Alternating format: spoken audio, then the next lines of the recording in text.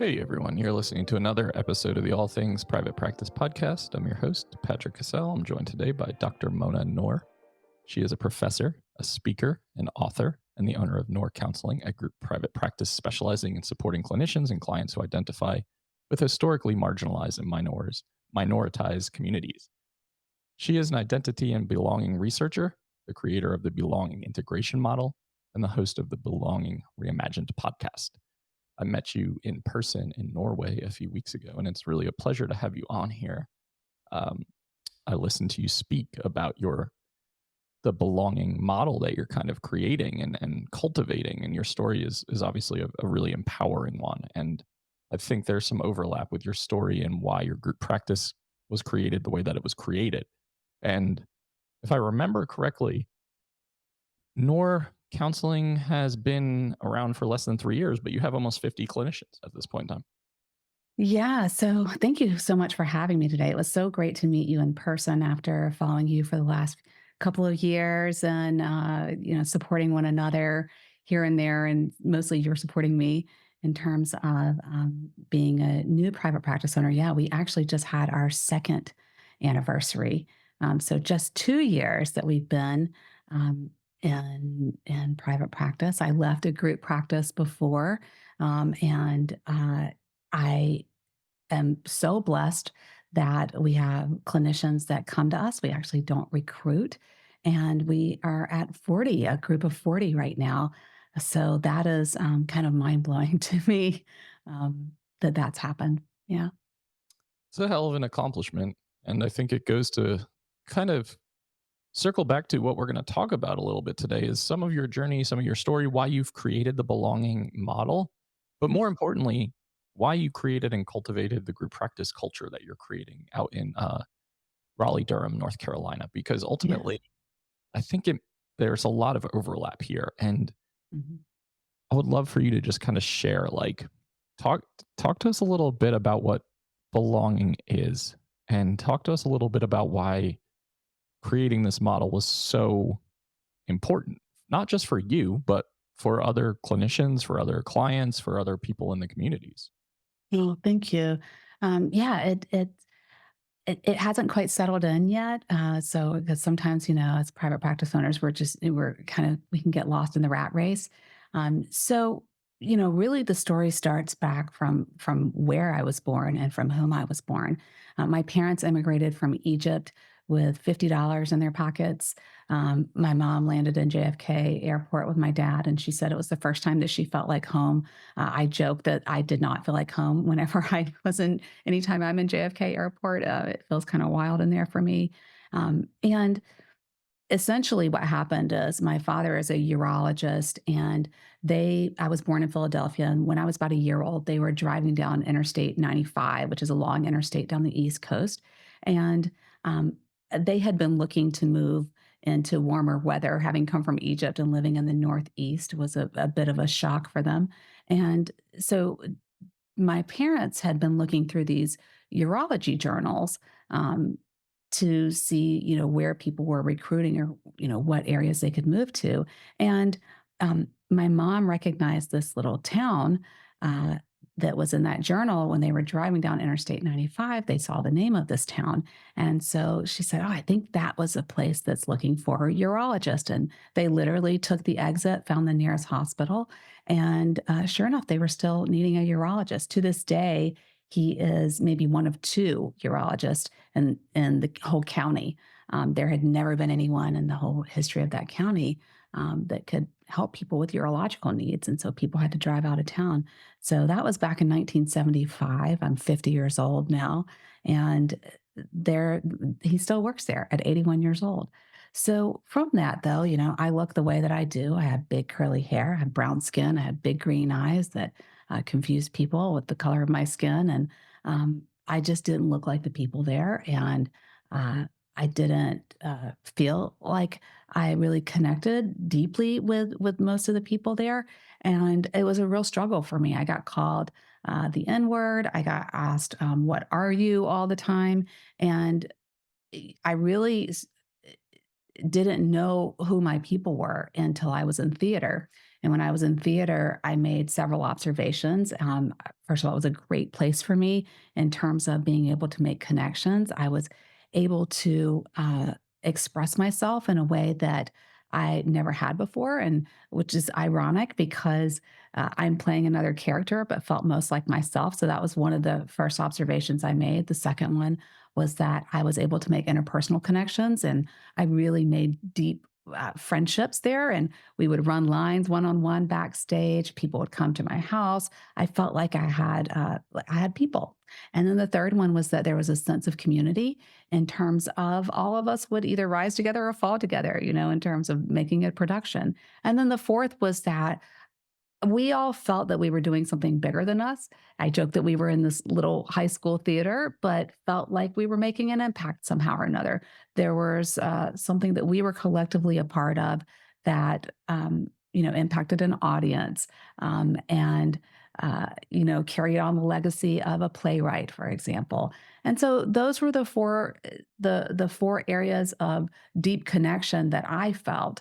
I felt connected to an audience that I didn't even know. I felt connected to the community of the cast. I felt connected to one-on-one cast members, and I felt really connected to myself and being able to use my own voice in delivering a character story. So from that, over the years, I ended up in a number of different jobs, like many of us do. And I eventually ended up in the mental health field. And I was researching bicultural identity integration, which is essentially how do I integrate this Egyptian side of myself and this American side of myself into a hyphenated sense of self. And one of the things that I found out is that the sense of belonging is one of the predictors of having higher levels of identity integration. And the more identity integration we have, and that's a barrier to, or a protective factor rather, to mental health concerns or different mental health expressions like anxiety, depression, PTSD. And so having a more integrated sense of self is essentially having, improved mental health. But the big key to it is having a sense of belonging. And anywhere that I looked at different ways that belonging was um, uh, defined seemed to me very limited. It seemed to be almost always based in community, which to me was only one aspect, and also feeling a sense of acceptance, which to me seemed very flat.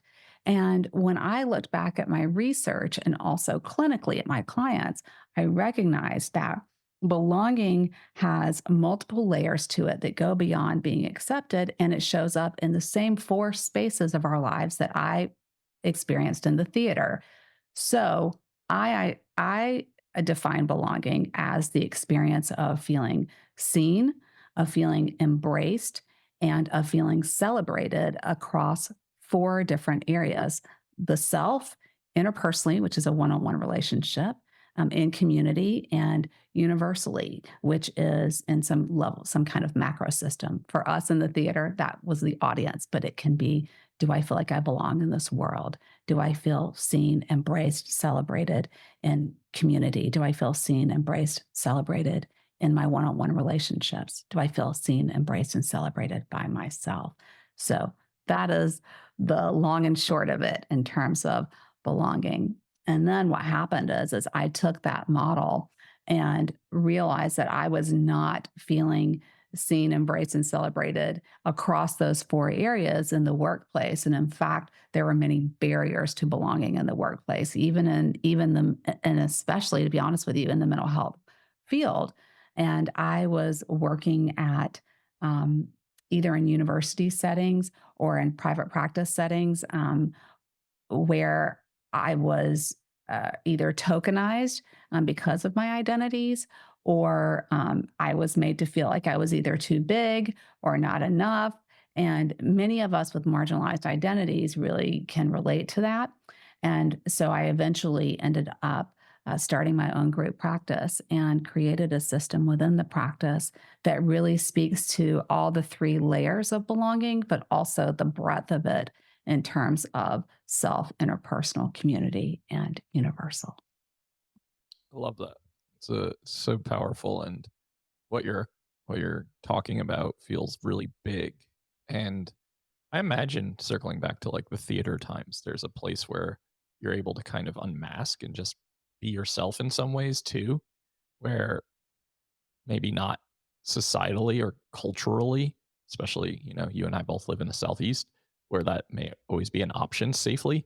And I think that's really wonderful to like hear that there are those outlets in those communities. And that kind of led to that sense of like, oh, there could be more here. Like I could tap into this more often than I think I can because um you mentioned, do I even belong in this world? I think that so many people who feel like they are different than, othered, misfits in a way, different, or Mhm. they just don't fit in. They feel like they never fully landed or arrived.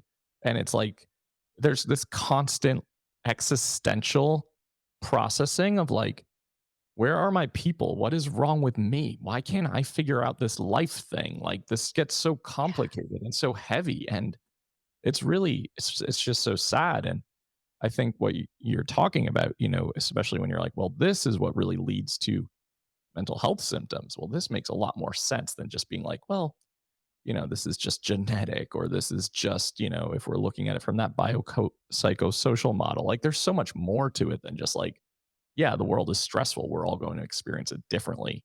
But the belonging piece is the really powerful piece that's really missed most often.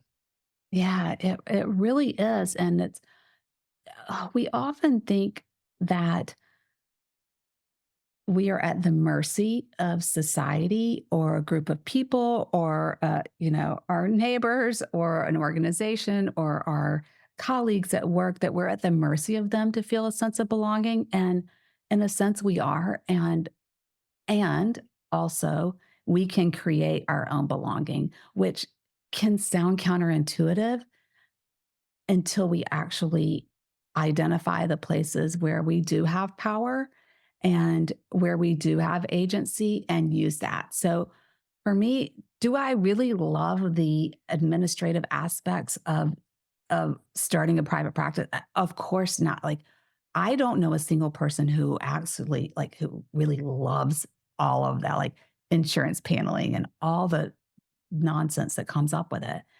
And also, I was willing to pay the price for that to create not just community, but also build relationships with people that are meaningful to me, and also to feel like we're doing something that's bigger than us, because what we've created is is a clinician centered practice. And that to me is the universal part of it. It feels like we're doing something that's bigger than us and than any individual one of us, because I personally have never heard of a clinician centered practice. And so I encourage people to get really creative with the way that they conceptualize connection, and and say, you know what, I can do this. I can go on a meetup, or I can create a meetup, for example, or, wherever it is that you can create community, and, and, and tap into any one of those four spaces. We don't have to do all the things and all the layers, but start with somewhere. And for me, I identified where I felt the biggest gap in belonging. And that big gap for me was in community. I wanted to be able, and that showed up honestly, Patrick, with peer consultation. So most of my client load was bicultural, because that's what my research was in. So about 80 to 90% of my clients on any given week were bicultural, and many of whom were also queer identifying and also neurodivergent. And our particular practice or the practice I worked at that time, specialized in trauma, but not racial trauma, and not um, queer trauma, or not workplace trauma. It was just like a traumatic event happened to you in your childhood, and we could do EMDR, for example. It wasn't like right here, right now, or even like a collection of lived experiences that I've had, that have created, a response from my brain. And so for me, it was just like, it sounds so reductionistic and so limited in terms of how they worked with trauma. And I mean, I'm not picking on anyone in particular. I see this in so many places. And so I thought we need to be doing something that supports our clinicians because I'm getting all these people who have had a collection of trauma and I'm going through parallel processing of my own stuff and I'm going to peer consultation and nobody understands what I'm talking about. I cannot trust these brilliant clinicians with the clinical implications of working with my particular client. Like they don't know what to say. I would say something and they would just get quiet. Furthermore, I find myself constantly educating my peers in these spaces. This was at the time. And I thought I want to talk to someone who can add to my cases and help me expand my understanding of my own clients. I need people who work with clients like I work with. And that's really what the impetus was to starting the practice because I wasn't feeling belonging in community at peer consultation. I mean, that is that is like twist my mind around because I was feeling more interpersonal belonging in my clinical sessions with clients than I was in community with my peers. So that was an interesting observation, and that expanded my understanding of my own model.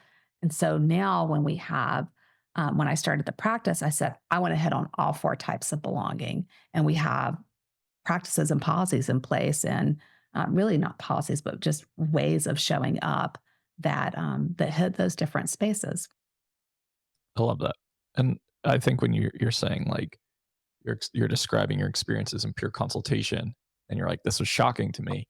I'm honestly not shocked by it. Even as someone who has very different privileges in so many ways, like I'm not shocked by it. Maybe it's about how much time I spend around therapists all over the place, but it's amazing to me that like in this field, cultural competency often stops at that one class that you took in grad school. And then it's like, yeah, check the box. Like I'm culturally competent as a therapist. And it's like, no, you're Yeah. certainly not. And you're certainly not if you look like me. For the most part, I mean, you have to do the work and it's ongoing and it's lifelong and you still probably are not going to ever really get it. So I Yeah. think that what you're offering, right? You're saying, I'm going to take this thing that's missing. I'm going to build around it because that's what I need as an entrepreneur. That's what I Mhm. want more of. And that is what entrepreneurs do, right? Like we see this gap and we see this need and we fill that void. We're like, this is what I need more of. And that's why like I've created the events and retreats I've created because I'm like, I want this type of community with these types of people. And the Mhm. same thing, like, so you're offering this space where people can be themselves, where they can get that sense of belonging across these four domains, where they can feel really comfortable, safe, heard, understood, affirmed, um, advocated for, and so much more. And it obviously goes to show when you say we just hired our 40th employee in 2 years. And if you polled across the Facebook groups right now, people would be like, nobody wants to work. Nobody wants to Mm. come work for a group practice. And I would call bullshit on that because Yeah. I think we just went through like 120 resumes over the last 2 weeks. And I'm like, I'm waving the white flag. Like, I can't do this anymore. I'm sorry. I Yeah. can't read one more of these, but we don't advertise either. So it is Mhm. about the culture that you create because then your staff are going to tell other people, like, hey, this is a great place to work. They really treat us well. Like, we're supported, we're prioritized, our needs are met. That is so much different than the capitalistic structure of like, we're going to work people into the ground until they can't work anymore. And then they're going to quit. And then we're going to hire new ones and rinse and repeat. And Yeah. that's just something I can't buy into. No, no, absolutely not. And that is the thing is that if someone's like, I got to fall back a few clients. I can't see, 20 clients, which is considered full time. And us, like I'm not going to pull your health insurance. You do what you need to do. You need to see 12 clients for a while. Fine. You need to stay at 18. Fine. Like 20 is just like a loose marker. We don't have these like this rigidity around certain things unless it's, things that are that we have to do to protect us from colonized society. Like, we got to get notes done. If you have a high risk, you know, client, you got to do the note that day, and not to protect you and the client, and a number of other things. But in terms of like having these really hard lines about things, no, you show up 5 minutes late, 7 minutes late to a meeting. Okay, I am making the assumption that there's a good reason. I'm not going to ask you about it. I'm not going to talk to you about it. It's very, very egalitarian. And yet no one's ever quit. I mean, I think that's the thing. We have people who come in and say, I thought I wanted to start a private practice and I don't. I'm like, well, if you ever want to, let me know, because we will help you get set up. We'll make sure that you get paneled, like work with our team. We'll get you the PLC. We'll do all that stuff. We'll work with you to do it. I'll pay for you to do all that. We have that level of transparency, and I don't feel like I own them. And in fact, what we've done is from the get-go, I never liked hierarchical structures. They always felt just strange, to be quite honest with you, and completely out of alignment with my values. And so our business structure consists of concentric circles. And I decided from day one what was most important, meaning what we were going to have centered as our values in our practice. And when something is centered as your value, that means that every single thing that you do revolves around that. It means that every decision, every conversation you have, you are going back to what those values are, and those are at the center, and you're making sure that you're pulling from that, or you're supporting those values or expressing them in some way. And so the two core values that I had was that we operationalize diversity, equity, inclusion, and belonging. That if someone asked me, how are you demonstrating those things, that I could very quickly, just like that, answer those questions, and that it should be extensive. The other thing was that I wanted us to center education. I am at my core a teacher. That is who I am. Um, I I think the best teachers are also really great students in terms of having a spirit of learning. And so I said, anybody that comes in the practice has to have two things: spirit of sharing and a spirit of learning. You have those things, and those characteristics rather inherently make you a culturally responsive and a culturally centered clinician, inherently. Because in order to have a spirit of sharing and a spirit of learning, there's a certain level of humility that comes with that. And so back to our core values, education, DEIB, operationalizing them, not having that as an adjunctive thing off to the side, like, oh, we have a couple of clinicians of color. See, we're inclusive. Well, inclusivity is not diversity, first of all, at all. And so we centered our students. So we have interns, we have practicum students, we have interns. They are the center circle. Around that is another circle, and those are the interns, and they mentor the practicum students. Around the interns are associate level clinicians. They mentor the interns. Around that are the fully licensed clinicians. They mentor the associate level clinicians. And around that, we have what we call the A team, which is our administrative team. That includes our education collaborator. That includes our project director. It includes a host of folks, our office manager, our billing team. And their job is to support and protect all the clinicians. And then I'm on the outside, and my outside ring consists of protecting the practice from the world around us.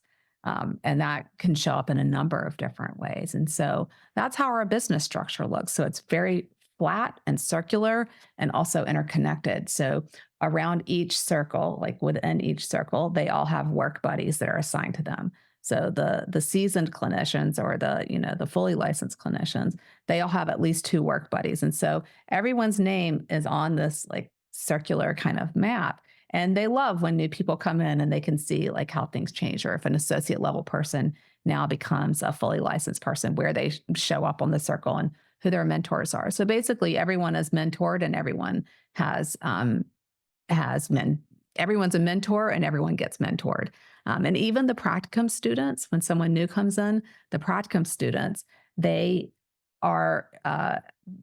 actually help with the onboarding process of new clinicians, even fully licensed clinicians. So they show them the EHR system, they teach them, they show them the ropes. And when you do that, everyone feels like they have value. When you have people supporting one another in that way, everyone feels like they have value and they feel invested in the process.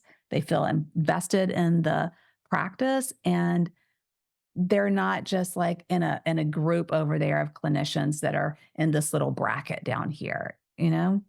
Yeah. So It's we're all integrated in that way. much more cohesive, much more like a team. Like we all have the same mission. We're all working towards the same thing together. And I think that means that there's more camaraderie, there's more support, there's more trust, there's more feelings of just I guess I should say belonging. Um Yeah. just feeling connected. Like how Yeah. often do we work at jobs where we just feel so isolated and alone and siloed and just like so much more like, okay, head down, get your day done. That's it. Like Mhm. log off, do my hours, and that's that. And I think that's what we hear a lot of in this field and just in generals too. So and I love going back to what you said about like if someone's 7 minutes late to a meeting, if they need to reduce their caseload, like those are the things that a lot of practice owners are just simply not doing. And when I talk to people about my mentality of like prioritizing people over profit, a lot of group practice owners are like, huh? That feels really like completely counterintuitive to running a business. And I'm like, well, no, like if you can understand that by treating people well and appreciating them and showing up for them and not creating these like massive hierarchical power dynamics and structures and ensuring that people feel like they are a part of something. One, turnover is expensive. Like new hiring is Mhm. expensive. Why would I opt for more turnover if I could reduce that by treating people better, by paying people more, by offering more benefit? Yeah, is it going to cost me more in the short term? Absolutely. Is it going to cost me more in the long term? Absolutely not.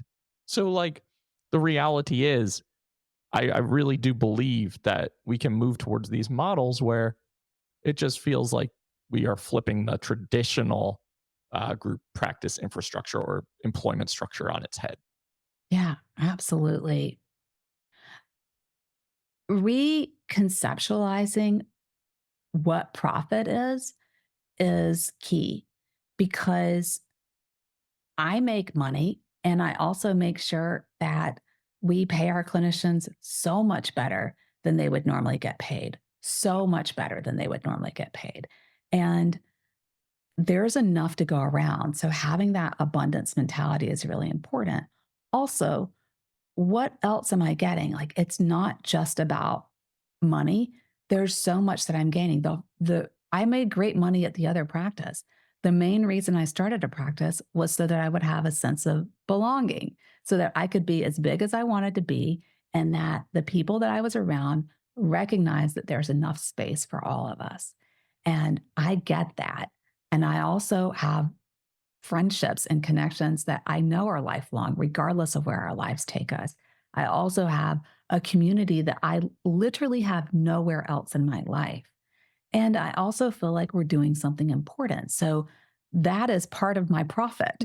I mean, that's part of what I'm getting. It's not just about the money. And research even shows that people don't stay in jobs just for the money. And so, why would we apply that to our own mentalities as entrepreneurs? Because it's really not sustainable for us either as entrepreneurs. That there's a cost to it. The cost is that's it's not just about the profit. It's what is the cost of being an asshole?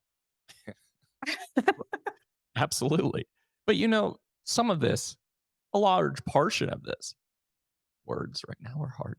A large portion is so many of us in the mental health field have virtually no business experience or knowledge or expertise, right? Mhm. So if we're always like, this is what bothers me a lot about having a large Facebook group full of Mhm. therapists. It's like someone will be like, "How do you set your rates?" And then nine people will be like, "This is how you set your rates." And I'm like, if everyone is going to this default mechanism of how to run my business, and you're asking other people who also don't know how to run their businesses, you're going to just like continuously reinforce this perpetual cycle of like, we don't know how to run businesses. Like that, there Yeah. has to be more to it than just being like, go on site today and check out what everyone else is charging. Like, no, that's not business advice. That's not how you run a business. So like having to learn some hard lessons is sometimes a part of like owning a business, being an entrepreneur.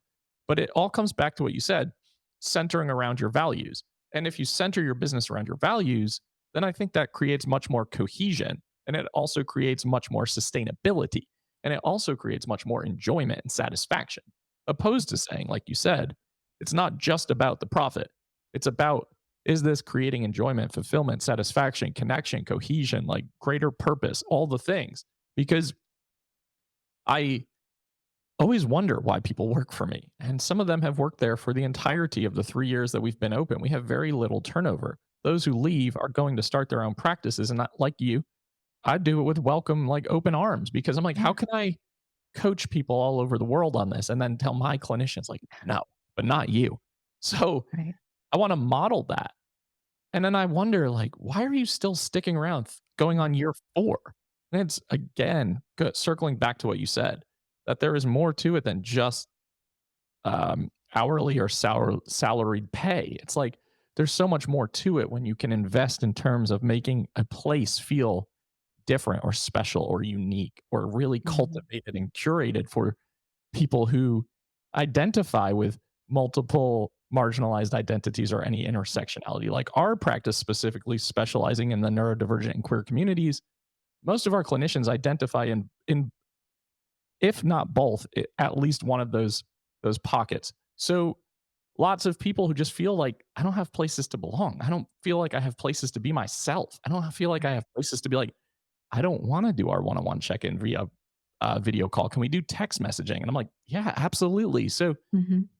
really ensuring that we're meeting people at where they're at neurotype and neurologically in terms of communication styles, ways to retain information, ways to express themselves. I think all of this stuff is so important and so often overlooked. Yeah, and I love what you've said in the past about, Patrick, how it starts from the time that the first communication you have with an applicant, and it starts with the interview, and how you've said that it uh, you know, and that is part of being culturally responsive and culturally centered as well, in terms of asking them, giving people agency about how they want to communicate with you. Do you want me to send you the questions first? Do you want to communicate by phone? Do you want to meet, with the video on or off? So I love that you do that. And we have um, a similar mindset around that. Whenever we are meeting with people, I first start out the meeting by saying, hey, we're going to do things a little flipped from what you might be used to. And I'm going to share for a few minutes a little bit about who we are and how we are. And then you can decide whether or not you want to share about yourself. I want to give you agency in that because I don't want you to, share as much and disclose as, all these things that I might ask you. And then you find out that, we're not for you. And they love that. People have loved that right away. They're like, oh, so then they can kind of relax and sit back and not have that vigilance and have that kind of anxious kind of state. And then, I decide, hey, you want to share whatever you want about yourself. I don't just like fire off a bunch of questions at them. That's inhumane. That's not how we normally connect with people. How does that create true connection? And so the belonging invitation starts from the beginning, right from the get go, from the first email or the first, DM that I might get as someone reaching out.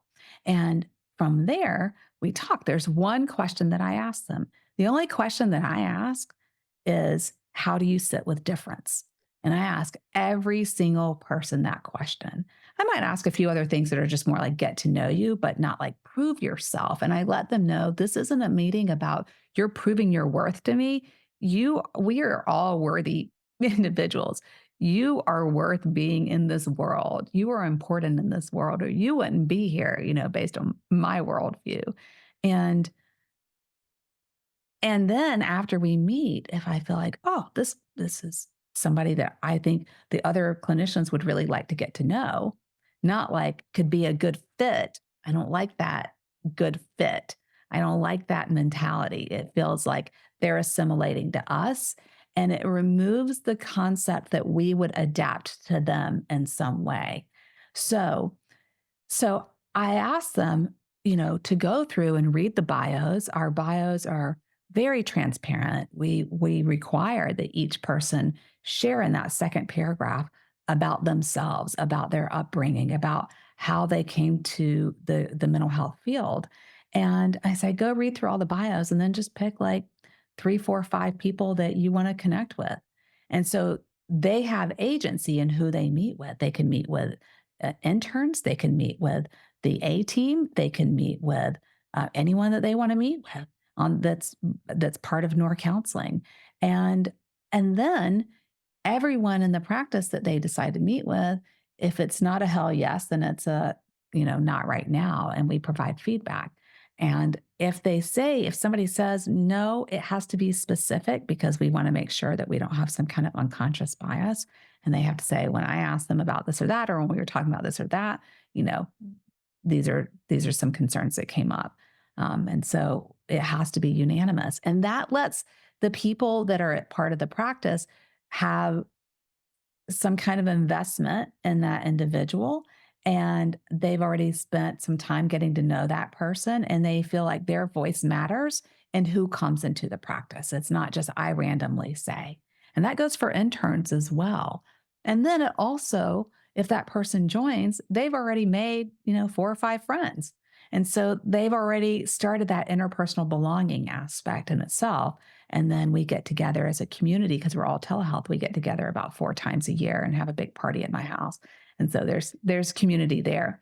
And then additionally, we also have, because education is at the center, we are an approved continuing education provider by the National Board of Certified Counselors. And so every single week, we get together at the same time, Wednesday at noon, and we do something called education collaboration or ed collabs.